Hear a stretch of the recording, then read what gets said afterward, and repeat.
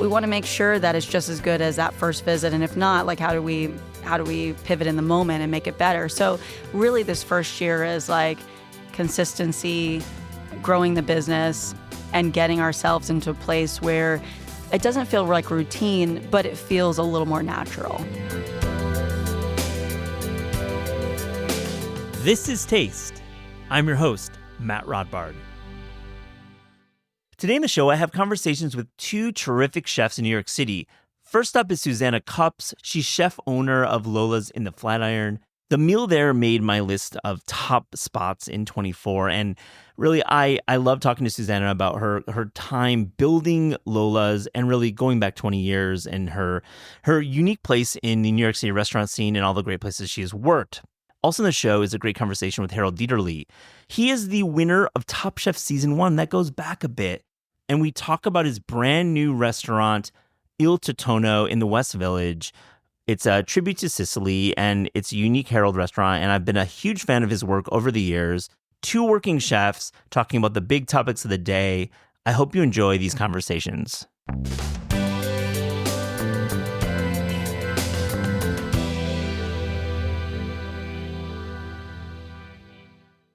Suzanne Cups, welcome to This is Taste. How are you? I'm doing well. Thanks for having me. Well, I'm excited to talk about Lola's. It's really been one of my standout meals in New York this year so far. So terrific work. That's great to hear. Yeah. I hope that's everybody's reaction. That's what we're looking for. I mean, let's jump right in. I think everyone's reaction was certainly, I would say, influenced by the New York Times. And I don't think we rarely get chefs to come in who have just been reviewed. And you had a really nice review. I'm sure there's things in there that you would change, but a 2-star in the New York Times is pretty great for your debut. I mean, it's amazing. We're really excited by it. And it's so funny because we haven't only been open 7 months, and yet it feels like forever ago that the review happened. Time just flies by so quickly in a restaurant. And right after the review came out, every single person, like some people would bring the actual review or have it on their phone and order exactly what she said to get. So our noodle production went from, selling 13, 14 a night to like 45 a night. Wow. So in a small restaurant, the changes were drastic, but it was awesome for us. Yeah, I want to dig into what it was like being reviewed, but how did you read it first? Like, how did I physically read it? Yeah. Were you like at home on your phone? Were you reading the paper copy? So I think that we got reviewed pretty much the best day of the year. It was right on Labor Day. It came out early. So that's like the start to the season, really, for New York especially. Everybody's just come back in town. Everybody's starting school. So really, it's out there for everybody to read, where if you got reviewed in July or August, people are out of town, they might see it but forget when they come back. So the timing was ideal, and we were actually closed for the holiday, so I was at home. And to be honest, it's really hard thinking about someone critiquing everything that you put your heart and soul into, but it's on the same side, it's what keeps us humbled, and creating a restaurant, especially like Lola's, is not, opening a restaurant that is just all in my head and just for me or my creativity. I really wanted to see how people experience it. And I thought the way Melissa Clark experienced it was really what I hoped people would see when they came. So it was very cool. But it was very much, I didn't want to really talk to anybody. I kind of processed it, but didn't really want to discuss. I went to the U.S. Open that day. Great. Just to you were around kind a lot of people who yeah. maybe hadn't read it yet, and it was nice to have that energy there. Yeah, Exactly. I just needed about a day before I wanted to really talk about it. I love that moment that you mentioned. It's an important review. I recall years ago, I think Frank Bruni reviewed Per Se on that day, and I always look at that day as the start of the season. I think it's like a New Yorkers turn the clock, school is about to start, but we look at the restaurant review because it does kick off. There's always a heavy review, and I think what Melissa wrote is really important, that she gave you a really fair and really like thoughtful review about the experience of dining there versus like being an architecture critic. Sometimes restaurant critics like to really hone in on design or become like a enumerated list of dishes. I think Melissa's so good at it as a reviewer. Did you know you were being reviewed by Melissa? Do you know what she looks like? Was she in the space? It was a tricky period for sure. When you open a restaurant in New York, really, you have to start looking from like the first couple of weeks because sometimes, reviewers will come in very, very early, which is hard because you're just not ready. I mean, even if you're a more fine dining restaurant, you've practiced over and over, it's just not, you're not good the first week. And for a small restaurant like ours, we didn't have the luxury of practicing. So we really did two kind of very basic mock services, and we were open. So there was no practicing. So Damn, only two services? Friends and family of like two services? And it was very small too. Yeah. I think we had maybe like 30, 40 people. Oh my gosh. We really were still under construction that same week. So we weren't even in the kitchen doing any production or cooking at all. Maybe like 5 days before we opened. So it was fast and furious. I mean, what's going through your head when you're just starting to light the stove and you're going to open it imminently? I mean, it's terror. For sure, but that's what we know. I think that's the part of the restaurant process that we know is I've done openings before, but even if you're just working in a restaurant in the front or the back of house, it's always about the push. So it's much harder when things aren't in the place or in the place that you know them to be and you have to find that place. But in general, it's how restaurant people are. I would say good restaurant people are is you just push and you get it done. And everything's not perfect from the start. But if you can, just kind of see what is right in front of you, then you can make it through that point and just keep going. So when you spot a critic, and Melissa's well known, she's a personality, or other critics you may know, when you spot them in the restaurant, what goes through your head and what's the game plan? So it was actually not Melissa that we spotted first. Pete Wells came in first. Okay. So we were just terror and excited and all of the emotions of like, okay, it's happening right now. Okay, right now. Yeah. And so he came in with another diner that I was very excited about. I don't want to, even though Pete isn't reviewing anymore, I don't want to out the diner. But respect. I was already looking to that table and I was very excited about having them in. And then we see him sit down and, his looks changed from time to time. And I haven't seen him in years and years, not being a restaurant in the past 3 years. And so, at that moment, it's just kind of like your stomach drops and, okay, this is what we've been looking for. This is what we've been waiting for, because definitely not every restaurant in New York gets reviewed. There's so many great restaurants that don't even get the chance to be in the Times, good or bad. So just, going through all the mise en place, and we did the whole night. Was everything perfect? No, but everything was really good. And I was really excited. We didn't send anything extra. We just made everything nice. And at the end of the night, we gathered the whole staff front and back, and I gave a little speech and I said, the thing that I like the most, I worked in restaurants where Pete or another critic have come in and it's just kind of, or even another just VIP, another chef, another kind of important figure. And it's just kind of made a disaster of the service. All the other tables wait. Everybody, there's high emotions. It's really tough. You throw everything away. You make new. And what I said was that I just had to like tweak little things. I just had to like pay attention to all the things, taste everything. And I was already excited with what we were doing and what the team was putting forward. Even the service, like the server came over and said, what should I pitch him? And I said, you know what you're doing. Like you do it every day. You're doing a great job. Just go tell him about our food and see what questions he has. And so I felt really good about that first night, that we were on the right path. And I was excited about what we were doing. And it was just little minor adjustments to get there. That's such a wise move to use this moment that could be all full of drama, full of critique, and then using it as a reinforcement for the culture you've built. And my time dining there, and I'll get into some of the dishes I really enjoyed, but it seemed from our server, who was excellent, there was a real buy-in to what you're doing. And I guess my question is how do you offer an environment for your front of house and back of house that is competitive? Because this city is full of great restaurants. There's wonderful proprietors and great chefs, and labor has been the biggest topic in New York. How do you recruit people and get them to stay? I like the word they use, competitive, because I think in my whole restaurant career, that's something that has really kind of compelled me to this industry, especially the kitchen in particular.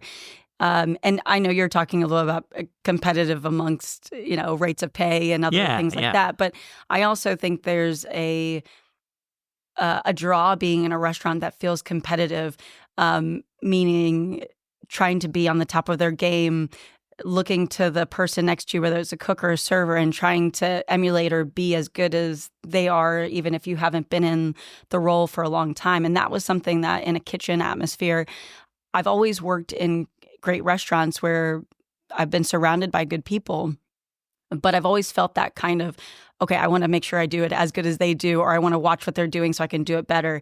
And so I think some of that I want to come into place at Lola's, where we have a bright group of people, and I think talent draws talent in. And it's always hard in an opening because you start with none, basically, or maybe a couple folks. But I want, when people come in to this restaurant to see if it's the place that they want to work, to look around and say, oh, they look like they're doing great. I would like to work with them, or that they look like they have something to offer for me to learn. And I think that kind of competition is really important to attract talent. The rate of pay, I mean, it's crazy. I will have to say, I try not to go back to my war stories. I've been cooking for about 20 years, and what I made when I stepped in the industry. It's hard to not go back there. It's hard not to compare and to say, be grateful for what you're getting is so much better. But I do appreciate that the wages have increased, because when I started as a cook, it was not really a livable wage. So I think we are just doubling down on our people, and we're spending more money on them, and we're expecting a lot out of them. And hopefully, by attracting good talent, by paying them fairly, and by giving them a great place to work, that they're able to stay longer than they might in another job, and that benefits us for sure. Oh, absolutely. So let's go back to your career. It's great, and 20 years is a really healthy career. But what's the common thread between the three places that come to mind first? Anissa, Gramercy Tavern, and Untitled. For sure, I would say the common thread is they were all teaching kitchens.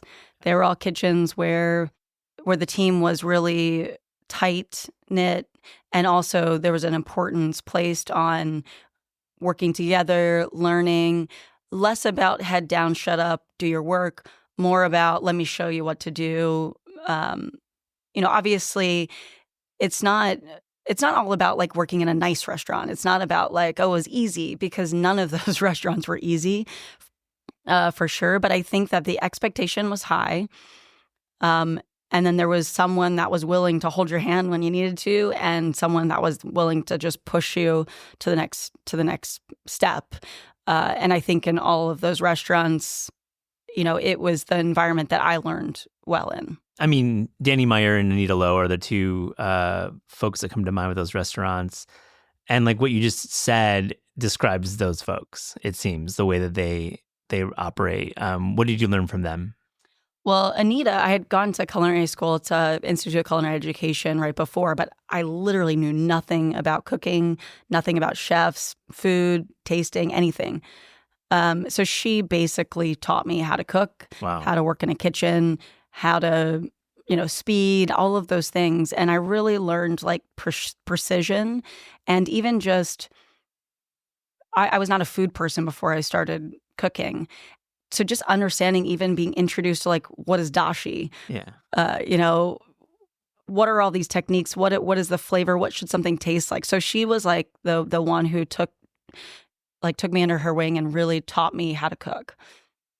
When I went to Gramercy Tavern, Mike Anthony was the chef, and he's still there now. And that was a different kind of experience for me, exploring. I already felt like I knew how to cook. Now, you never really stop learning. You were at Anissa for a while. I was there 6 years. Yeah. I mean, that's a very nice career with Anita. And did you go all the way to the closed? No, I went. So maybe about 4 or 5 years in, there was a fire. Oh, And right. so I stayed through that and helped her rebuild. Yeah. I stayed for a lot longer because I couldn't find somewhere that I wanted to go. And when I ended up going to Gramercy Tavern, I thought, I'll cook for another year. I'll give it another shot, just another restaurant. And that's when Mike hooked me with produce and vegetables and the green market.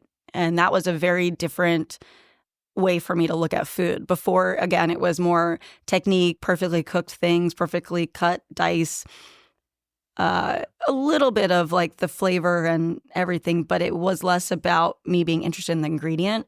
And when I went to Gramercy, just hearing the stories of Mike's of food, where it comes from, why it's important, that really kind of took me to the next step of saying, hey, you know what? Maybe I want to try to become a sous chef. Maybe I want to stay in this industry and keep working my way. You were having doubts. Well, I just never thought of that career for myself. I really liked being a cook. I liked the action of cooking. I liked the environment.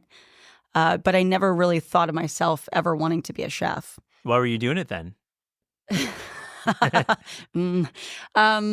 I never had any other idea of what I wanted to do, and I knew didn't want a desk job. So out of college, I had gone to college for math education, so thought I'd be a teacher, but knew even before I left college that wasn't the path. You weren't going to do trig with the 8th graders. No, I sure wasn't. Yeah, I wasn't into it.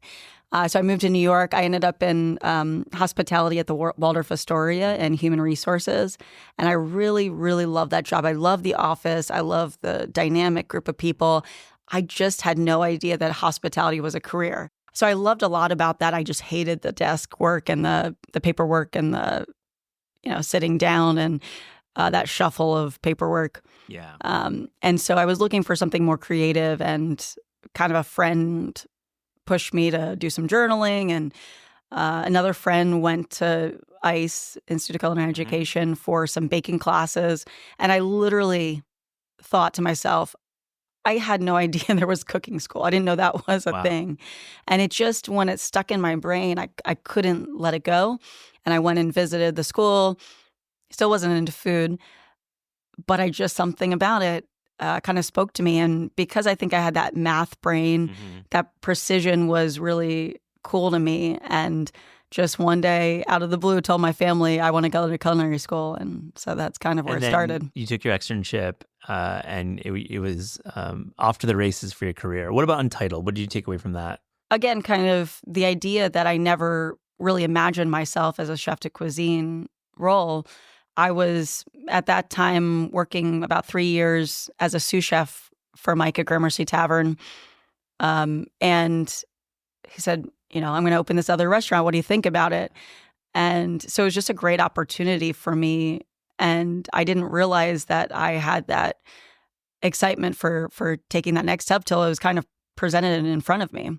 So you were opening CDC at Untitled. I was. Wow. So yeah, that was a big opening. It was huge. Yeah, big high-profile opening, big restaurant group. And of course, in one of our greatest cultural institutions in the crowd is really unique. There's a lot of tourists, I'm sure, but a lot of New Yorkers take meetings there, have celebrations there. What's the first year like at Untitled for you? I mean, the first month was nuts. We opened the same day the museum opened, and it was just lines around the block. I mean, I don't know if I've ever seen lines like that in New York. And it was very, very challenging. It was, a beautiful glass building where you couldn't really tell what's the museum, what's the restaurant. We were running Untitled on the ground floor and Studio Cafe on the 6th floor. And this is at the Whitney Museum. At the Whitney Museum. Yep. And it was just people everywhere. I mean, we were doing 300 covers for lunch. What? I mean, don't even talk about brunch. That was insane. It's a good brunch. Come on, let's get real. It was a little much. And then also trying to manage a whole nother restaurant on the 6th floor was very, very challenging. So we had a great group of folks that came with us, some from Gramercy, some from elsewhere. And that was just the most learning in my career for sure. Just how to manage so many people, how to take a group of very creative people and a group of very, very new people and how to make it work. But I loved it. And after about 2 years, Mike came back to Gramercy full time and I took over as executive chef.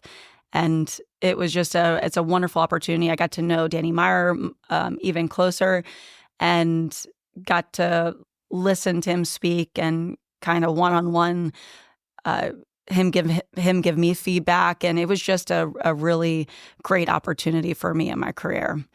I mean, the museum was very difficult because it was off and on busy, especially when they changed exhibits. Mm-hmm. So our business was up and down, which is another great thing as a chef to be able to learn. How do you change what you're doing in the busy months, and how do you do it during restaurant week? How do you do it during the summer? And I think that was an invaluable experience for me. For New York City, I mean, the rhythms of the dining scene here are unpredictable in many ways, but also quite predictable. And quirky holidays you wouldn't expect, or booms, I'm sure. So, Suzanne, you have this great foundation and you've learned from the best. And at some point, you decide you want to open your own place, which obviously you've been building towards, but maybe not obviously. I mean, was this a choice that was inevitable, or was it just something that, one day you're like, I'm going to do my own place?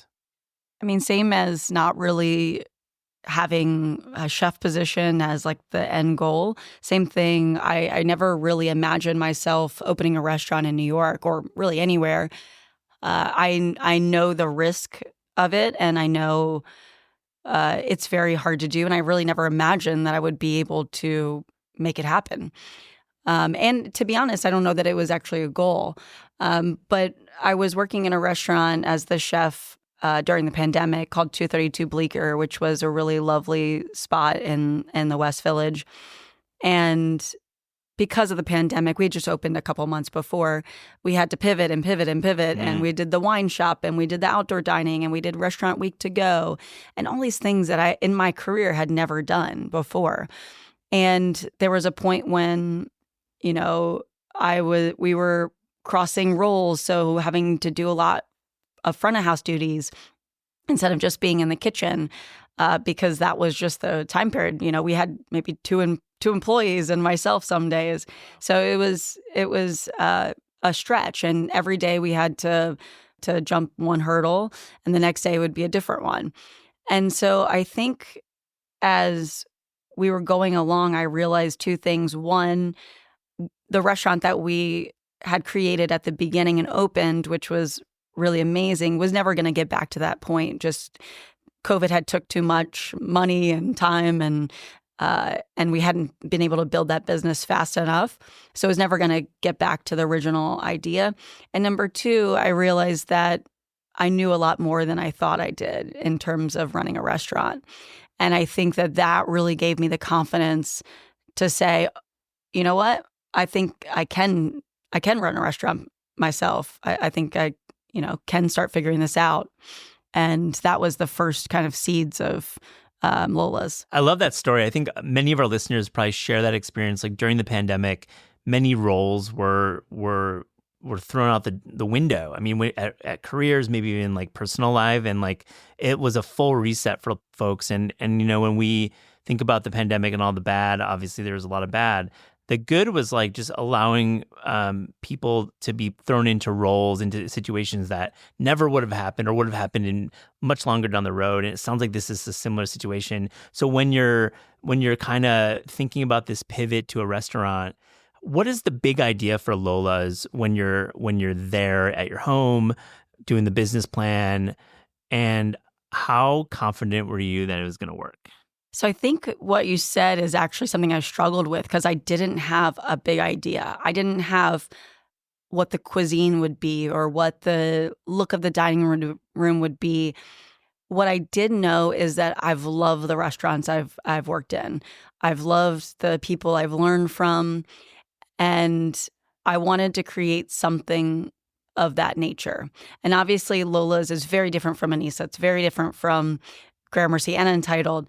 But I think the heart of what I wanted to keep was having an interesting group of people who enjoy each other's company, who want to be there, and make not just delicious food, but interesting beverages as well. And so that was kind of the big idea, which doesn't sound that big. Well, yeah, I mean, I ask you that question because when I think about the hypothetical world of opening a restaurant in New York City and how do you become competitive right away, it's like an impossible challenge. I feel like every cuisine is covered. There's always going to be interesting decisions made with real estate. I mean, it's so many choices. So I'm kind of like, I'm not expecting an answer. I just am recognizing that moment is really difficult. Some of what got me to where Lola's is was rather than saying this is what it is, by saying this is not what it is. And exactly what you're saying is I looked at the competitive restaurants in New York, the ones that are impossible to get tables at, that are 6-7 years open and still thriving. And what I found, Italian. As pretty much all Italian.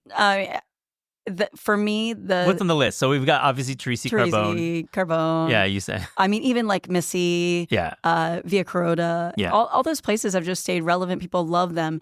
And so as I was trying to figure out why, part of it is just Americans love Italian food. Foreign tourists love Italian food. For sure. Everybody loves Italian food, I should say.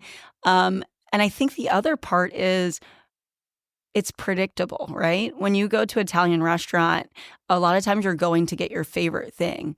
If you're going to, for example, Via Carota, you're probably not going every time and saying, I've never tried this. Let me try this. Mm-hmm. A lot of times you're going and you're saying, I want this dish. I like this dish. And I think that is maybe not true for all Italian, but a lot of like the restaurants in New York that people go to because they like the cacio e pepe. They want the fill in the blank Italian food. There's so many dishes that are very craveable. And I don't cook Italian. And I said, let me leave the people who do Italian well to do it well. And so I looked at what's the second group of restaurants. And I really think Asian as a whole, not necessarily one culture or one cuisine, but if you look at sushi, you look at dumplings, ramen, hot pot, and any Korean kind of food, especially K-Town area, I feel like that's a secondary market where people are always excited to eat different types of Asian cuisine. And for me, that's kind of where my heart is. I love the flavors, the techniques, the types of dishes of Asian cuisine all over. And so that's kind of what I thought might be a direction to go. Again, it wasn't really the big idea, but just kind of thinking without having a specific cuisine? Not even cuisine, but pitch of what the restaurant is.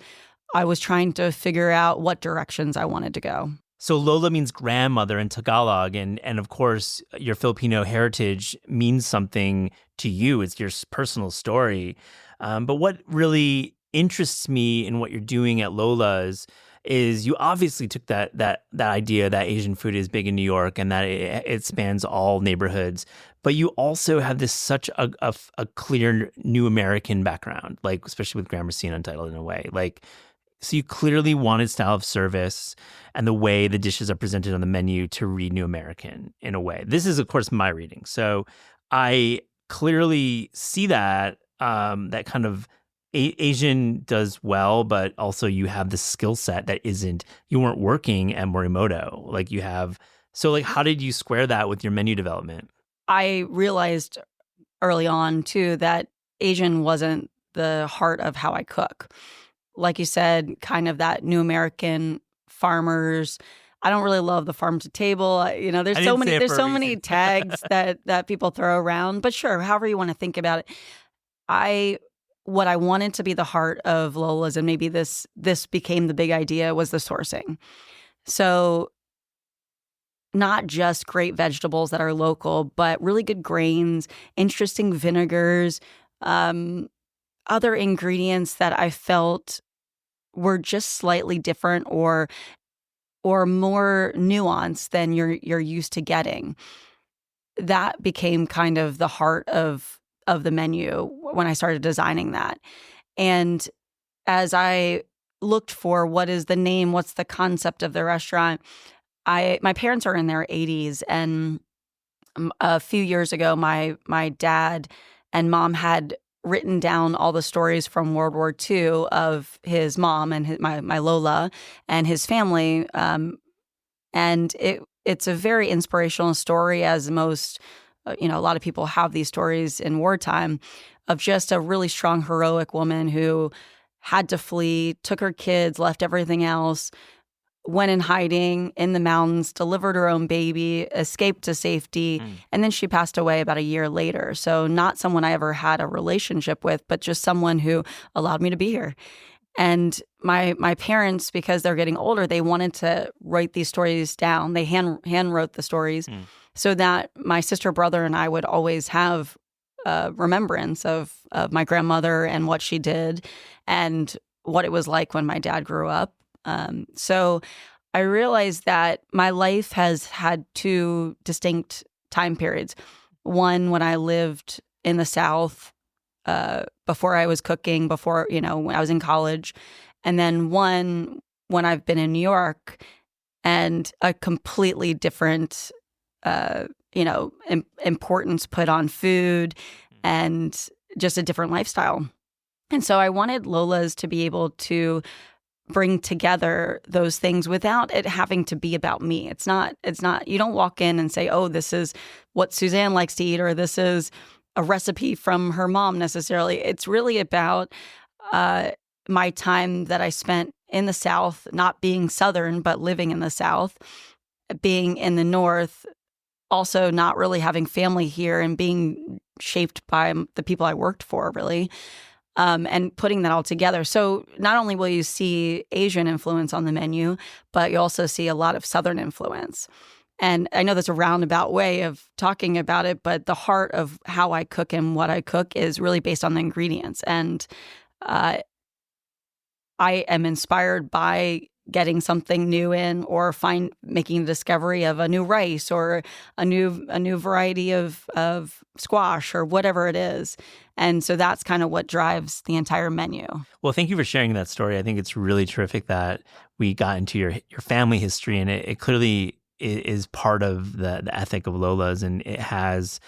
I mean, you see your inspiration from Filipino cooking in many places, but it feels like a true third-person restaurant, the way that your places like Anissa and Gramercy and Untitled, while Anita Lowe ran that restaurant, it was Anissa, and same with Gramercy Tavern. I think some listeners may even not know who Mike Anthony is, which is a shame because the guy is incredible. So it seems like you're that kind of throwback style, because it seems like a lot of restaurants now in New York that open, not all, but many are that first-person restaurant. My family's story, I'm the chef. And that's just the way the media covers it too. So it's no critique.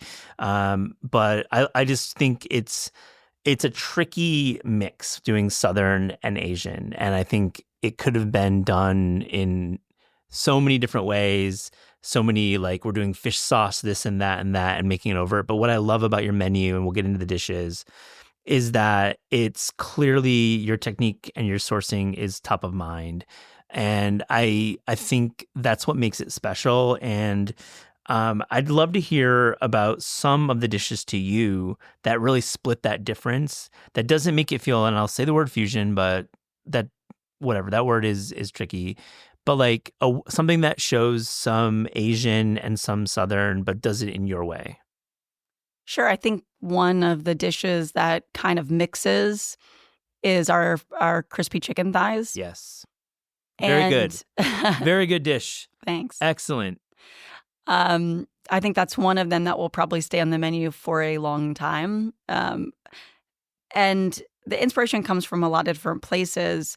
At the heart of it, the chicken thighs are marinated in a Filipino adobo type of recipes. So it's a gluten-free soy sauce, bay leaf, black pepper, garlic, which is kind of what you'll find when you eat a traditional Filipino adobo.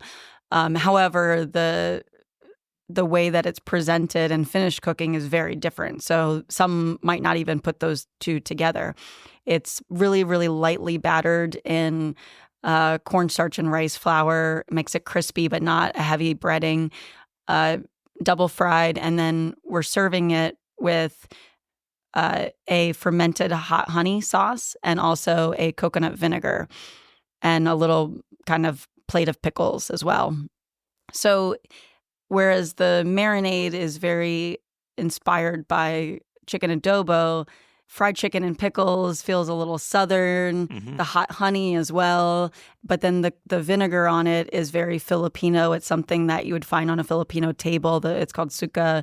Not the same exact type of recipe, but that idea. And so I'm less when I'm designing a dish, I'm less saying this is Filipino, this is Yeah. Southern, this is Japanese, but I really like kind of mixing in a way that feels natural, um, little bits and pieces from the different cultures, the different regions, and coming up with a dish that still feels like New York. It still feels like the farmer's market, even if it's fried chicken. Absolutely. I mean, it's giving a lot of karage. I would think I'd find it in Queens at like a stall potentially, and love the batter on it. And it's very easy to eat a lot of it. So I love that. And I think your house salad really stuck out. Because it features two things I really love, which are crunchy things and ranch dressing. So, like, respect to that. What made you kind of bring a little bit of unexpected crunch to a salad? So this one is not a family recipe, but something I grew up eating. It's called on the menu Paraiso house salad, so that's my family name, Paraiso. And growing up in the 80s, my mom always cooked a very well-balanced diet. You know, we had Yeah. carb and protein and vegetable, and we always had dessert afterwards. But we would normally have a salad, and usually it was iceberg, ranch, and pretzels. So great. Yeah, and Oh, I didn't like anything other than iceberg till probably I was about, I don't know, 22, 23 or something like that. Maybe even older. But just like love the idea of something very simple and that you could eat with almost any dish or any time during the menu. You could eat it at the beginning if you wanted a salad. You could eat it with your fried chicken and your pulled pork dish. It could kind of fit in anywhere. And we've also, obviously done a more farmers market variety. Right now, there's really beautiful chicories at the market, and we're buying Martin's pretzels from Union Square Green Market, and making our house-made ranch. So I feel like it's still grounded here, but that one's a little reminiscent of my childhood. super delicious. It's putting pretzels into salads is something that is new to me, which is a shame because I think croutons are overrated. Put more pretzels in salads. Like, love that was your family history.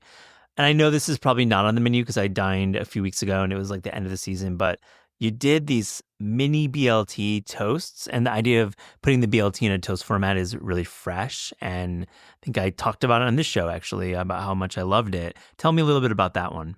A couple years ago, I was making BLTs. I was actually during the pandemic, and they were so good. And people would come back and come back. It was kind of when, there was a window that you would come and get it, or you could get takeout. And I just thought, what a bummer, what a miss if we can't do a BLT on our menu just because it's a little too casual or because I didn't want a sandwich. And so I was thinking that it would be a really fun way to start off your meal. It's really bold, but also very fresh. I didn't want to do a complete sandwich so people would get full. So I thought it would be cool to do an open-faced toast. Mm-hmm. And to be honest, it took a week or so to figure out a version that would actually work, so that it would be easy enough to eat. But I mean, we're buying really good heritage bacon, and we make a little caramelized onion bacon jam. That's super tasty. We had a dill aioli, made a little crunchy cabbage slaw, which was the lettuce part of it. And then the tomatoes were just phenomenal this year. I mean, some years are better than others, but an heirloom tomato is always one of my favorites. And then the little hidden component to kind of make it fit the menu as well is we made a little kimchi, our own kimchi paste, and we mixed that with beefsteak tomato. So there was a little layer of the kimchi tomato in between, which I think was the unexpected twist of flavor. Yeah, it was a delicious couple bites, and I feel like you'll be toasting into the fall, into the winter. Do you like this format a lot? Well, I actually just switched it just about a week ago, and I decided to put my favorite pimento cheese on the toast. Yeah. So it's pimento cheese with the caramelized bacon jam. Yeah. And it's kind of like some raw, almost like crudité turnips and radish and dill, and then a little really carefully done pickled jalapenos on top. Oh, fun. So I think it's very different than the BLT version, but I think it's about just as craveable, especially for this time of year. So let me ask you, zooming out, how do you get people to keep coming back? Because I think that's so essential to your business model. You obviously have gotten great press, so people are coming in for discovery. But also, that's not the heart of a restaurant. You want regulars. And I know you know that working at, of course, Gramercy Tavern, I would say some of the best regulars you're going to find are at those restaurants. How do you do that? Like, I mean, is there a way with the menu development, or is it, I mean, style of service, you talked about just being professional and cool, but like, how do you do that? That's definitely the goal for sure. And I was a little worried. I didn't know what nomad neighborhood would be for us. I didn't know, is it a neighborhood? Are there people that live close by? And as we've been open, we keep meeting more and more neighbors. So I think it is more of a neighborhood. There are more diners than I originally thought. It's also a great area for business. And the other part of it is it's just so convenient. It's really convenient to most neighborhoods in New York, even in Brooklyn where I am, in Jersey. It's in the middle, so it's easy.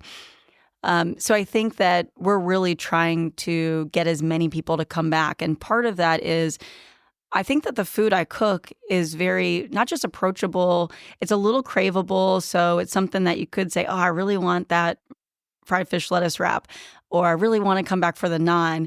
But then it's also very fresh tasting, very thoughtfully sourced, and really healthy at the heart of it. And so I think it's food that you could eat once or twice a week if you wanted. And the price point, we're really trying to keep it fair as well. So it's not a special occasion restaurant. Sure, you could have your birthday party there if you wanted, but it's really meant to be a restaurant that you can come in a t-shirt, you can come on a Tuesday night, you can bring your parents on a Saturday, a little bit of both. And I think with the menu, both from beverage and food perspective, we want it to be where there are some favorites, and it is something that when you come back, you say, oh, I want to go back for this dish, but that really there's something new every time you come as well. So it feels like there's a reason to go back versus, oh, I just ate that, 3 weeks ago. I think the way that we want to rotate the menu, and we have already, is that there's something new for you to try as well. So glad you answered that way. I mean, I really appreciate it because it's one of those, like, it's like the special sauce of why a restaurant works. You can't be throwing only specials on all the time and expect people to come back. I mean, that's just like the math. You need to have consistency, but also it's such a competitive city. To be able to offer craveable dishes at a price point that seems fair. I mean, that's really hard. How are you dealing with pricing right now? Because I think COGS, cost of goods, are still very high, especially compared to pre-pandemic levels. We just had a major election where cost sensitivity and pricing was seriously at the top of the list for why people voted the way they did. So how do you think about that? It's very important. We're talking about that daily. And it's not just, some restaurants when they open, they put the prices lower, and then once the review comes or a certain point, they raise them. And I think it is a business. So we're going to have to continue to look, and as things increase and as the seasons go, like sometimes the summer is a more expensive season for buying produce.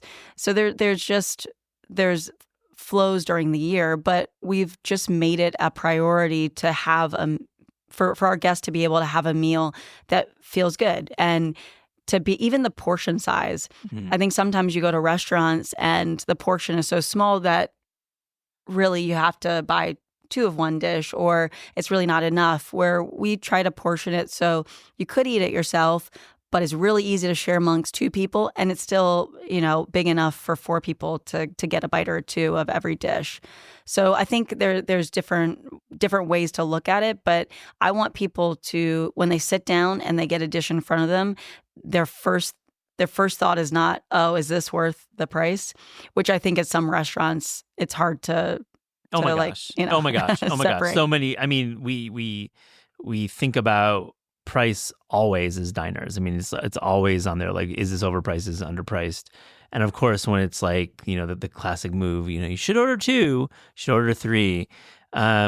I mean, my hot take is that like that's like the worst possible thing. Like, and the fact that you're articulating that you want to actually just structure the menu, to be like full enough, the dishes for it to be like for the group. But that's hard because you have like these prices increasing. I mean, is there an area where you feel like you can make up for it? I mean, this is a tough question, and I appreciate your honesty. Like, where you can make up the margin a little bit. We're so new that every week is a little different in terms of what our costs and what we're experiencing.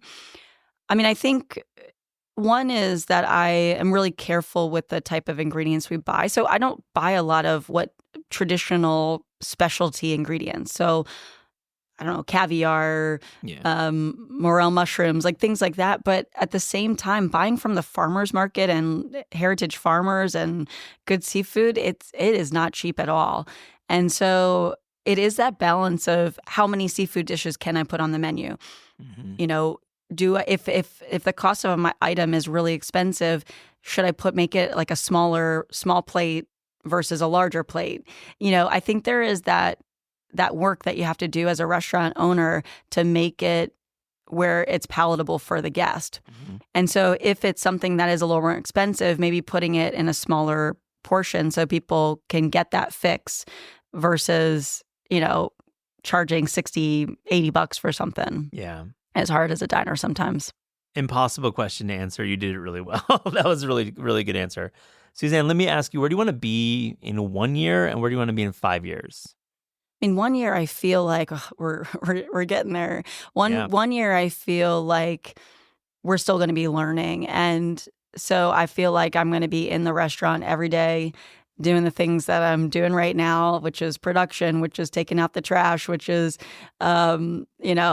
pretty much hands-on every day because we're still growing a business and I'm excited for new people to come in. I'm really excited for people who've been there once, twice, 10 times. We've had many, many regulars already who've been in 15 times, which is pretty awesome. You have a 15-timer? Yeah. Wow, a 15-timer. Well, that's great. I mean, But we need lots of 15-timers, so we're working on it. No, that's amazing. Wow. So I think it's consistency because the thing is when someone comes in, whether they only read the review from Melissa Clark or their friend told them or they saw it on Instagram, and they come in for the first time and they say, it wasn't as good as it was hyped up to be, then they're probably not coming back again. So, and then if it's someone who's returning, we want to make sure that it's just as good as that first visit. And if not, like how do we pivot in the moment and make it better? So really this first year is like consistency, growing the business, and getting ourselves into a place where it doesn't feel like routine, but it feels a little more natural. 5 years, I don't know. I know, it's a hard one. Obviously that would just be, half or a third way through the lease. So really, again, hopefully. Profitability is probably something you would want to have. Yeah, for sure. I think looking at year 5 is much different than looking at the finances of year 1. Having everything paid off and really being in a different position financially is really important. I'm hoping it doesn't take to year 5 though. Yeah. But I don't know. People always like the first week we're open, everybody's asking, "Oh, is there going to be another Lola's?" Oh my gosh, how do you respond to that? Again, my whole career has been a pleasant surprise, and of course, I've worked for it, but I like the idea of not really knowing what's next and really just kind of not having head down, only focus so narrowly, but being able to really put everything into this moment in time in this restaurant so that it creates opportunities for my staff, for the people around me, for us to really succeed. And then whatever that success looks like, then, whether it's expansion, whether it's growth for people, like that's my goal, is to get it in such a great place that it creates opportunities. You think about Beards, you think about Best New Chef, do you think about BA, all that recognition that, that is placed deservedly on chefs, and you're like super in that window for your next 12 months to be considered for all of those? I think you have to think about it. It's less about, again, like the ego or the title, but it's so competitive of a market, and for when we got the review, it boosted business so much. But you always see a little drop off because someone else is coming up. Mm-hmm. And so to be able to stay relevant in New York or in any city is just important. And so honors like that, awards, it's not the reason that we're doing it. And it's not going to give us our worth, in this industry, but it is going to keep us on the top of people's minds and keep us busy. And so, of course, those are important for us to kind of keep our eyes on. Editors and voters, make a visit. You make up your mind, but make a visit. I love your restaurant. It's really great. On This Is Taste, we ask guests about their discerning taste. So to close this interview, here's a little rapid fire, fast and furious taste check. Are you ready? I'm ready. The best fruit. Peaches. From where? South or north? Oh, yeah. I'm from South Carolina. I know. But I live in the north, so I know. Yeah, I'll take any of them. Okay, great. The worst vegetable? Just not really into broccoli or cauliflower. Holy. Yeah. Those are like the workhorses. Tell me why. I mean, I love a sprouting cauliflower. I love a broccolini, the juicy stems, but I don't like it when it has that hard head. I don't know, just a lot of bad steamed broccoli and cauliflower growing up. Yeah. That will scar you for life, for sure. The best dessert? A slice of cake. Like birthday cake, wedding cake. I can kind of take anything. That's the best answer. Is it chocolate, vanilla? Right now I'm on a chocolate kick, but again, simple. Vanilla with chocolate icing, chocolate with chocolate icing, something like that. What's the best slice of cake in New York? Oh, I love in my neighborhood in Prospect Heights, there's a little cupcake bake shop and they have this Brooklyn blackout. Oh, yeah. I'm only allowed to go once a month. Seriously. It's like a $7 slice of cake. I could eat it for 3 days, but sometimes it goes away in one day. Yeah. So once a month allowed. I love a good cake habit. They're hard to kick. Yeah. I know what you're saying. Your favorite New York City restaurant that is not your own? Right now, Superiority Burger. It's so good. Preach. Yeah. He cooks vegetables a lot like I do. Well, I don't want to say a lot like I do. He sources vegetables like I do. And he just has delicious, simple preparations. And they're always good. It's really a cool restaurant. It's cool. And it's fun. It's so fun. Different than I would have ever come up with. And so it's quirky and easy and comfortable. All the things I like. Restaurant you are most excited to visit in the world? Actually, in the U.S., I just have some friends who have opened places, and I'm just thrilled about them, and I can't wait to go. 2 of my friends opened Birdies in Austin, Texas. Folks I worked with at Gramercy and Untitled, and it's killing it. And I can't wait to go see. They have a very different concept. Arjav and Tracy have been on the show, and yes, I think that place is pretty great. Yeah, they're very close friends. And then similarly. A friend of mine opened Charlie's Napa Valley, and it's her brother's restaurant. And she helped open, and he was at French Laundry and really technical places, and it just looks amazing. And I feel like restaurants need the love and support of friends, of neighbors, of everything. It's so hard to keep it going, and so rather than dream about going to visit somewhere in London or Paris, I'd really just want to make a trip to support friends and see what they're doing. I love that answer. The restaurant you wish you could bring back from the dead? I think it would be Chanterelle. Yeah. This is way back because when I was a new cook, I can't remember what year it closed, but it was still open. And it was just one of those places that I really wanted to go. And Anita worked there and very close with the owners. Dave Waltuck. Yeah. And I just always thought I would understand the industry more, or I just wanted to see his cooking there, and I never made it. Yeah. It was a special restaurant, great location, Tribeca. So many people came out of those kitchens. So I love that answer. We should talk about Chanterelle more. I think you're onto something. Your favorite city outside America to visit for food? Oh, I've only been once, but I want to go to Tokyo. I want to go back. It was a short trip, and for sure, that's all the food that I crave and all the food I want to eat. And just what a big, impressive, cool city it is. So, last question, your favorite sandwich? Tomato. White bread, a little mayonnaise, tomato. Mayonnaise choice? Uh, I mean, growing up, we ate Miracle Whip, which is not my thing anymore, but Oh my gosh, we were just talking about that earlier today. I mean, it's not my thing anymore, I could but still eat it. I just don't eat it I anymore. could still eat it too. I mean, you could bring it back. Maybe I will. I haven't had it in years, so maybe I still love it. I mean, now I go for the Kewpie mayo, but Yeah. Miracle Whip. My grandfather in central Pennsylvania had a farm, so we would go, growing up, and he knew tomato sandwiches were my favorite.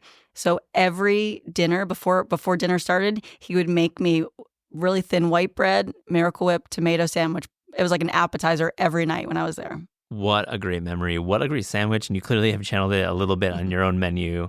Bring back Miracle Whip. Yeah. I think you should do it. All right, I'll see. You're the one to bring it back into the lexicon. You've got the juice. Suzanne Cups, thank you so much for joining This Is Taste. Thanks for having me.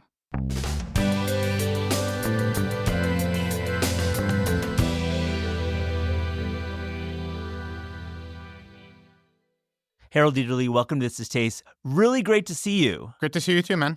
I feel like we've known each other for like 15 years. I know, we're showing our age now. We're showing our age longer because I remember I met you during press for Top Chef Season 1. I think that's when I met you. And Really? then I think I met you during that little press cycle, and then I went to your restaurant, Perilla. I think that was how that went. Wow. We have a lot to cover. We sure do. Il Totino, we'll talk about your new restaurant downtown New York and really a little bit of television talk. And I want to ask you, though, just to start, you won Season 1 of Top Chef, which debuted in 2006. And really take us back to filming that show and we're going to touch on the show because obviously this is your legacy. You won this season. And really, what's it like filming that first season? Yeah, it was pretty wild filming the first season of Top Chef. The producers, the Magical Elves, had just come off of shooting, I think, first or second season, Project Runway. So that's what they knew. They knew competition, but, they didn't really understand the concept of you design a dress and it can sit there for a while. With food, it's, you have to produce the food, you have to eat, and then judges have to eat the food right away. And Tom really understood that. Tom Colicchio really understood that. So he was instrumental in, kind of making that happen. It was obvious, Harold, during that first season that, the casting was professionals, people who had worked in restaurants. It wasn't like the way the show's evolved and they've taken chefs and cooks from all over. And really the food, the way it's presented on television, I think why the show was such a big hit was really, really unique and thought through and really restaurant food. Did you feel like when you were there that you were with your peers in kind of that competitor circle? I did. I thought there were some really talented chefs. I think they've done a much better job in past seasons with the actual challenges. Yeah. There's some challenges where I was like, it was like running your nails across a chalkboard because I was massively frustrated. Making food out of a convenience store wasn't my favorite, and there was a couple others. And then towards the end, when you get closer to the finale, we went up to, Schaefer Estate, and obviously for the finale, it's make your best meal, which was right up my alley, which was very enjoyable. Yeah, and you took it home. I did. We took it home. You took it home, and last Top Chef question. I want to know. It's kind of remarkable how the show has actually gotten more popular over time. It's kind of the contrast to most television shows that wane and burn out. But what can you attribute that to? I think it's more popular. I think the judges all take the role extremely serious. I know Tom and Gail take the role extremely serious. So it's neither one of them are cashing it in. And I think Bravo has done a good job to kind of keep it fresh and, add little twists season by season to, keep it fresh and interesting. And do you think it says something too about, 2007, it was a different audience, food was not mainstream as much.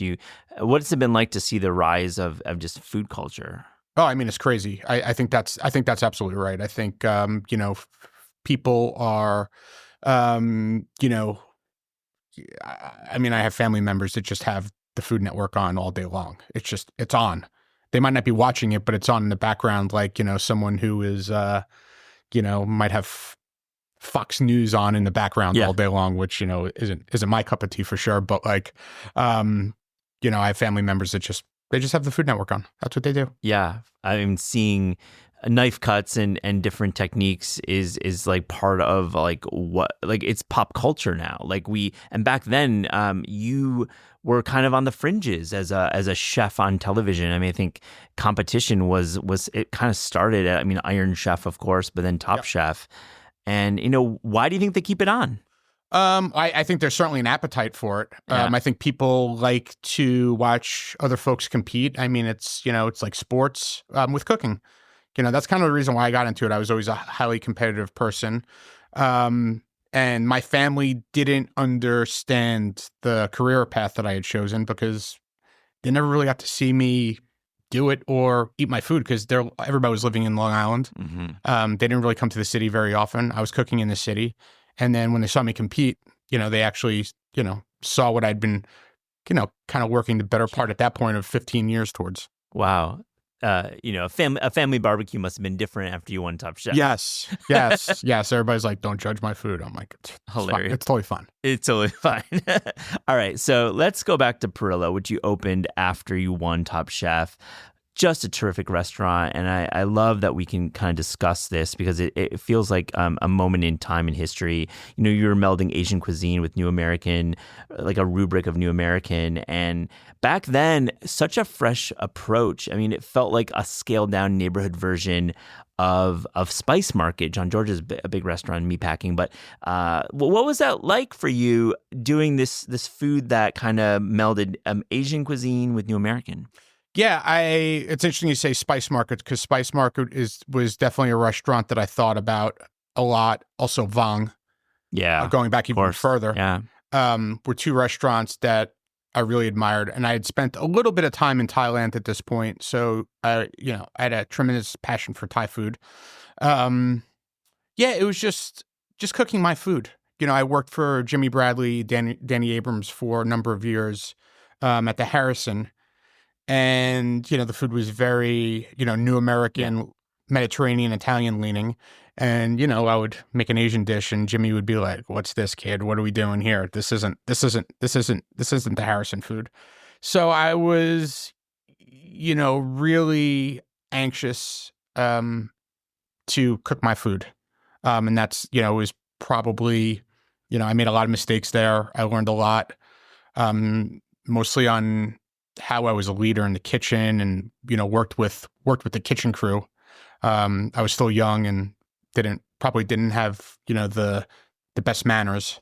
Yeah. But you get older and you chill out a little bit and you figure it out.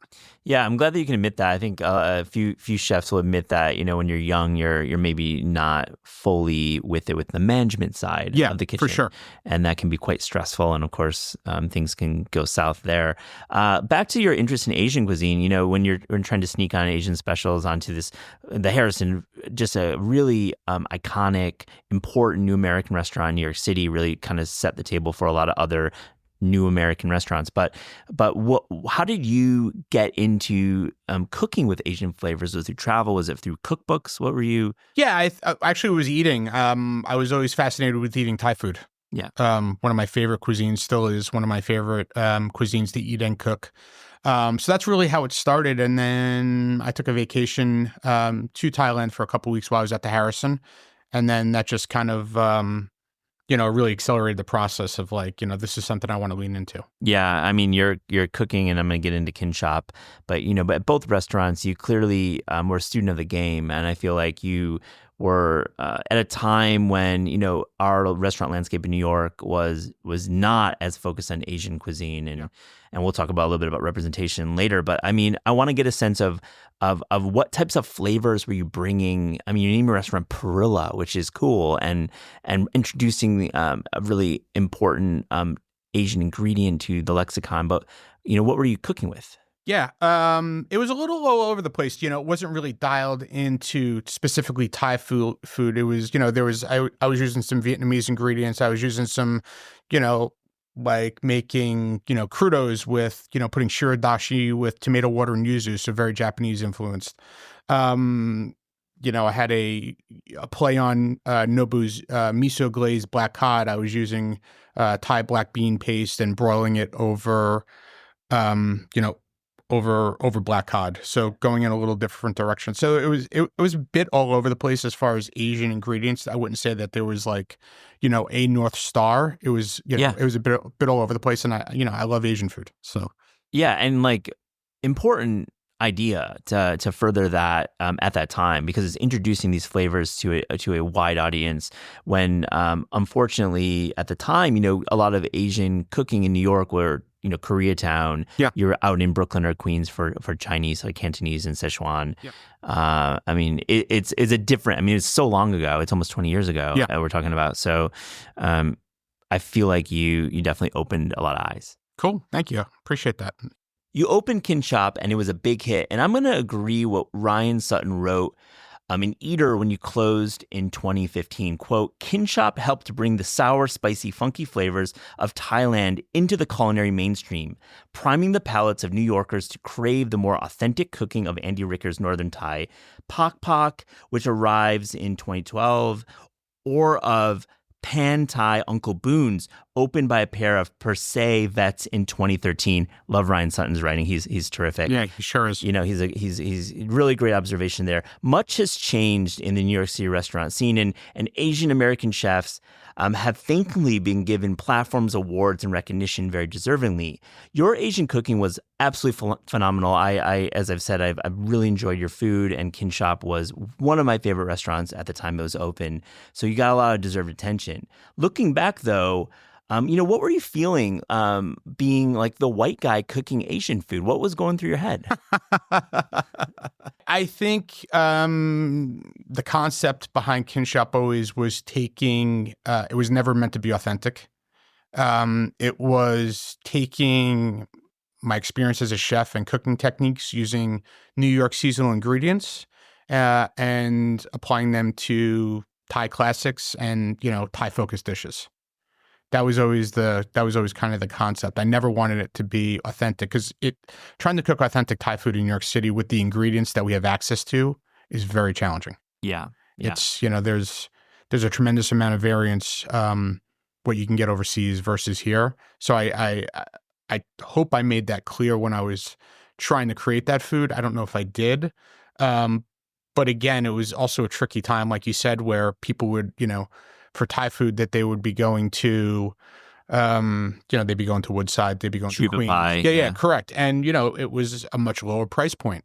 So people were constantly, and I think less of that goes on now because I think consumers understand much more of the cost of operating a restaurant than they did back then. But I would constantly be getting comments like, why would I eat here? I can go to Woodside and blah, blah, blah. I'm like, yeah, but I'm buying the best ingredients available. Like 100%. I'm like, if you can't pick that up, I'm like, I don't know what to tell you. I'm sorry. Yeah. But I'm like, I'm using all premium ingredients. And I was like, I know where Sri Papai buys the ingredients and I love Sri Papai, but they're not spending money like I'm spending. Yeah. And you also had a different footprint for real estate and you had to, keep up with that as well. Correct. Yeah, and just remembering Kin Shop, this is a terrific restaurant. Format-wise, it's introducing some classic styles of service, but also, of course, as you're saying, it's your interpretation as a creative guy wanting to bring the flavors of Thailand that you love so much to the forefront. And really, it's not the appropriation committee at all. I just want to have an open conversation. Yeah, no, I was a joke. I know you were. Yeah, no, you were smiling when you said it. And I want our show to tackle these because, it comes up probably still today, like, oh, Harold was the white guy cooking Thai food, but there's a story behind it. Right. And I'm here to say, having covered this city for 20 years, how important that restaurant was. And it's led to many other chefs succeeding. And as I mentioned before, thankfully there is more representation in our city. And, I just wrote a book about Korean food and honestly, seeing so many Korean American chefs getting all the big awards. Yeah. Terrific. Yeah, I agree. Let's talk about Il Totino. I got to enjoy a meal there about 6 weeks ago, and honestly, Harold, I continue to be a fan of your restaurants. Thanks, man. And I think that these restaurants they're just like so well thought through, and I love the food. But tell us, what's the idea here from the chef's mouth? Yeah, during the pandemic, everybody kind of I find, learned a hobby or such. True enough. And I was making edibles and dry aging fish. So I picked up two. How'd the edibles business go? Well, New York is a disaster on that front. I know. If it wasn't, I might be doing something totally different right now. But it is, New York is the cannabis legislation is just not, or I would say the rollout for cannabis led businesses is was not well thought out. But anyway. That can be the next. We can talk about the next show. Yeah, the next show we can talk about that. And dry aging fish. So I was fishing a lot because it was one of the things. You're out in open air. It was safe to do. I was fishing a lot, bringing home a lot of fish and dry aging it at home. And it was something that was pretty cool. Something I really got into. And then was thinking about getting back in the game, and I grew up in a Sicilian American household, and was really thinking about making a restaurant based around it, seafood and Southern Italian specifically, and here we are. Here we are, and I'll get into the dry age program because it's very cool, and also your delicate work with crudos, and I love to see crudos on menus. Yeah, me too. That's actually like cutting fish and coming up with crudo dishes is the highlight of my day. It's really my passion. It's really cool. But here, let me ask you, like, you had been out of the restaurant game for about a decade, and what, in 2024, maybe a little before, what draws you back into this complete hellscape of an industry that we've documented on the show is so challenging to turn a profit? Sorry. No, yeah. I mean, it's really, it was really, I felt like I had something more to offer creatively that I wasn't able to do as a consultant. And that's really it. I felt like I had this restaurant idea. I'm passionate about the food. I'm passionate about fishing, where the fish is sourced, the dry aging program. I enjoy cutting the fish. So it's passion. It's purely passion based. Yeah. Whether it's going to work from a business perspective, we shall see. But it's it is very it's a passion driven decision. So you had a consulting job before, and then you're thrown on the line. I mean, you didn't mention the line. I mean, did you miss the line? Like, no. At my age, no. I was gonna say, like, I still work the line, but it's not something that I'm just like, oh, I want to show these kids how great I am on the line and just talk trash the whole time while I'm cooking better than them. Like, yes, I can absolutely do that, but it's like working the line at 47 years old is just not. It's not an attractive adventure. Yeah. Like I leave work and like my body aches. I'm an old man. I am not my 20s anymore. Yeah. Yeah. When you're working the line physically, what are some of the most challenging moves that you have? I mean, you just start getting older and shit just starts hurting, man. Yeah. That's just it. Is it like the bending? Because there's no, a lot of I wouldn't say it's the bending. Like, I was a high school tennis player, so I have a lot of arthritis.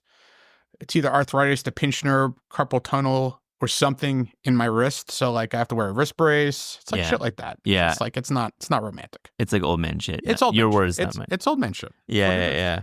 But I mean, you're there, and I love seeing you in the restaurant. And of course, like being the executive chef, you certainly don't have to work the line all the time because that's not the role. The role is to conceive the menu, and let's get into that. Yeah. Crudos. Describe your approach to thinking about these crudos menus. I mean, I love campacci with olives and spicy passion fruit colatura. Using the Roman fish sauce in there, and really with passion fruit, just having that absolute like razor's edge of balance. Really one of the highlights I had. Thanks, appreciate it. I love crudos. Yeah, me too. That's this probably, as far as the crudos, the signature dish of the restaurant, I'd say. Yeah. And it's funny because like it does kind of like all roll back to my love of Asian food to some degree, because it's like, okay, like what's colatura? It's like it's fancy fish sauce. Yeah. So it's we're using that. Generously in that dish, and instead of putting salt in it, I'm putting the colatura and seasoning it like it's fish sauce. It's, it's sweet, it's sour, it's a little spicy, it's salty. So it's, it's all. I'm still thinking about Asian food, even though I'm making Italian food. Yeah, I mean, using Roman fish sauce with passion fruit. I mean, that's more like Vietnam, Thailand than Rome, but I mean, it's obvious with Yeah, but I mean, passion fruit do grow they grow in Sicily around Mount Etna, where you have that, that really amazing, amazing soil. So people don't think of it as being like a tropical climate, even though it really is. Yeah, course correction. Good note there, because I think you're right. In southern Italy, the climate is so different than like your vacation to Bologna. It's Correct. Much different. Yeah. Let's talk about pastas and your approach. They're dente, and I just got back from Rome. Like, they're dente in the best possible way. Great. It's just a great bowl of pasta downtown, and big fan of it. And what makes a great restaurant pasta dish, Harold? Oh, I think it's something. I think what is it? I think it's if you're appealing to like someone who's actually a very, very good home cook. It's making something that they either don't have the time, the access to ingredients to, and then for everybody else, it's having options that make them feel like comfort food. Yeah.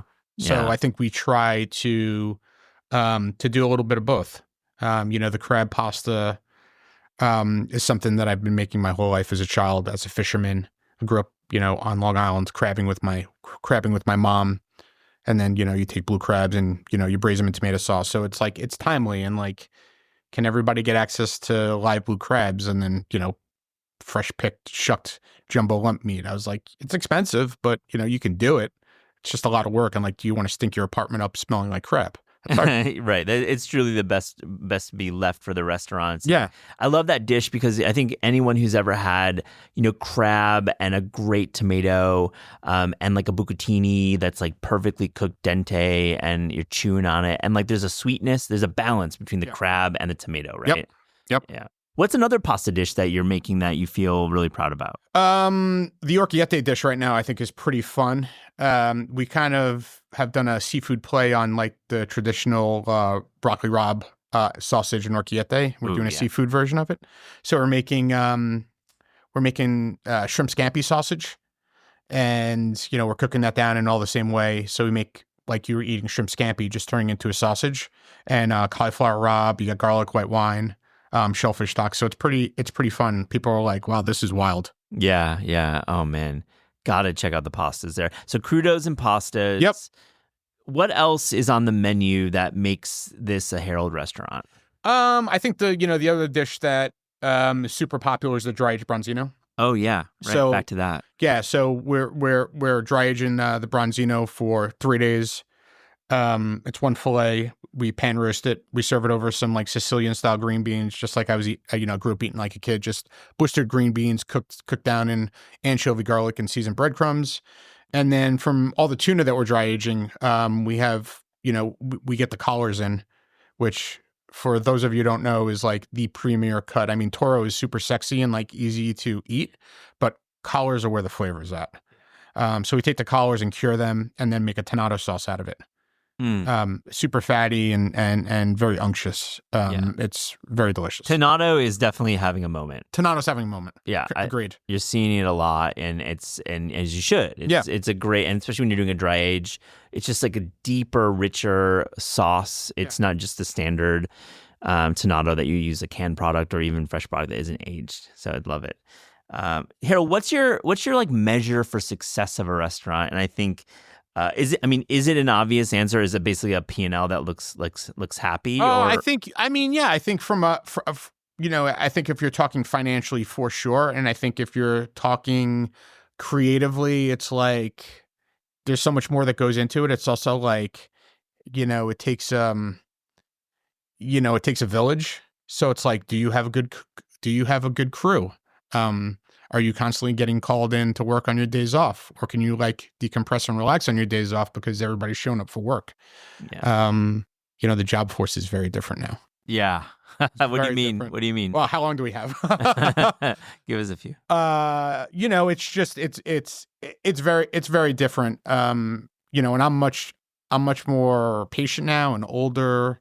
I enjoy the aspect of coaching and training. I don't want to be Michael Jordan anymore. I'm more interested in being Phil Jackson. Love that. Great analogy. That's kind of where I'm at in my career. Like, I don't, I also have a family, so it's like, I don't want to work 80 hours anymore. Yeah. I just don't. I don't want to do it. I want to manage my time. I want to spend time with my family. I think for me, the challenging part of seeing the next generation of cooks is they don't treat their opportunities like an apprenticeship. Everybody wants to get paid as much money possible, but it's like very expensive in New York. So I'm sympathetic to that. I get that. But also like the immediate thought process of like, okay, like chef, I've made this dish perfect like 3 or 4 times. Like I'm ready to be a sous chef. Yeah. So it's just like, I just feel like everybody in general, especially in the restaurant industry, because you're constantly fighting for talent, that people just get promoted in the kitchen very, very quickly. Yeah, I recognize how generationally there's been a huge change, and maybe is it the fact that the younger cooks, grew up with food more in their world? There's a little more media happening now. Is it just like the way that people just need more money to live in New York? I think it's a bit of both. I think it's a bit of both for sure. I'm certainly sympathetic to the financial aspect of it. Yeah. I don't know. It's just like, when there's very few curious cooks, I find. Much fewer curious cooks. Like I have very few cooks that actually ask me questions about, say I'm coming up with a new dish, like want to know what the inspiration is, want to know where it came from. Like they're not asking you that. No, they're not. They're not. Not a lot. There's some. Yeah, There's I mean, some. let's unpack that a bit. Like, is it just more of a job for some of these Correct. cooks? Yeah, that's right. Yeah, That's right. And it's interesting because it's like, okay, this is a job. It's like kind of, you work your ass off as a line cook. Yeah. I did it for a long time. And then I worked my ass off as a sous chef and a working chef. So it's like, if this is just a job for you, like, it's interesting that this is what you've chosen because, like, obviously, like, you have to have some passion for food. You got to be into it. I think about this all the time. It's very interesting. Is it a matter of many of these cooks are coming from culinary school and they've invested in culinary school and they feel like they need to work in the restaurant to recoup their Yes and no. I think yes and no. I think I probably have a mixture in my kitchen. Yeah. And some of them that go to culinary school, it's just kind of like, I don't see it. I think you're probably right. Maybe their parents paid for their culinary school and they feel obligated to like continue going through the motions. Yeah, exactly. Because like I would imagine, it's a very physical job. There's many ways to make a living in the city. There's a lot of jobs out there. Oh yeah, I mean, you can go drive an Uber for more money. Like if that's what you wanted to do, like you just could. Yeah. What do you want to be in 5 years, Harold? Oh, where do I want to be in 5 years? Tell me. You'll be at that 50. I can't believe that. I'll be older than 50. I'm 47. Yeah, you'll be in the 50s. I'll be in the 50s. Shit, I don't know, dude. I don't know. I don't have that answer. Yeah, I don't know. I mean, I'll be doing something with food. I know you will. I'll be doing something with food. There's no doubt. Yeah. On This Is Taste, we ask guests about their discerning taste. So to close this interview, here's a little rapid fire, fast and furious taste check. Are you ready? Oh boy. No, I didn't know I was gonna be put under the gun like this. I'm ready. Let's go. Ready. The best fruit. I mean, my favorite fruit is passion fruit, but I also love like fresh longan. Mm-hmm. Yeah. Oh, good call. The worst vegetable. Oh, I hate okra. Yeah. Just challenging to work with as a chef. No, just hate it. It's slimy. My wife loves it. She's from the South, so I have to cook, and my kids love it. So I cook her for them all the time, but I hate it. You can't handle it. Okra is like my least. Yeah. The best dessert. Best dessert. I mean, I'm a sucker for like a good ice cream sundae, man. What makes it good? So let's unpack. What makes? I'm a chocolate and peanut butter fiend. So if it's like something that's like a Reese's based style dessert, I'm all in. My guy, that's fresh with fresh peanut butter or whatever. It's like amazing. Dude, have you consulted for Reese's? I feel like they need to hire you. Yeah, but I'm spending more with them than they would be with me. That's funny. Yeah, I know. We're right during the Halloween, Christmas season. Those are the ones that are the best. Those peanut butter cups, the novelty ones. Yeah. Your favorite New York City restaurant to visit while off the clock? I love Maria. Yeah. I haven't been back. They've rebooted it a little bit. Yeah, I haven't been back either yet. Yeah, but Old Maria, when Michael White was there, was for me like it's very romantic. Very true. It's a great call. Your favorite cookbook of all time? David Thompson, Thai food. Still in print. Still selling copies. Yeah, people still are. A lot of chefs are still. Yeah, I mean, there's some great. I mean, Andy's got some great books. Yeah. But if you want a Bible that's like. If it's one book, that's the book for me. Your favorite city outside America to visit for food? Shit, that's tough, man. Yeah. Sicily, Chiang Mai. Pick one. They're both great answers. I'll give you that. Last one, your favorite sandwich? Favorite sandwich, probably a Reuben. Yeah. What makes a good Reuben? I mean, just good ingredients. Like I'm not into like Swiss cheese, so I usually put a different type of cheese on it, which is kind of like sacrilege, I know. It's fine. I really like a provolone Reuben. See, that's amazing because I think provolone is so much more flavor, better texture than a Swiss. But of course, Reuben. Yeah, I like a provolone. I mean, just really good, really good smoked meat. Smoked meat, exactly. Or corned beef. Harold, this has been great. Thank you so much for joining this. Thanks, man. Pleasure.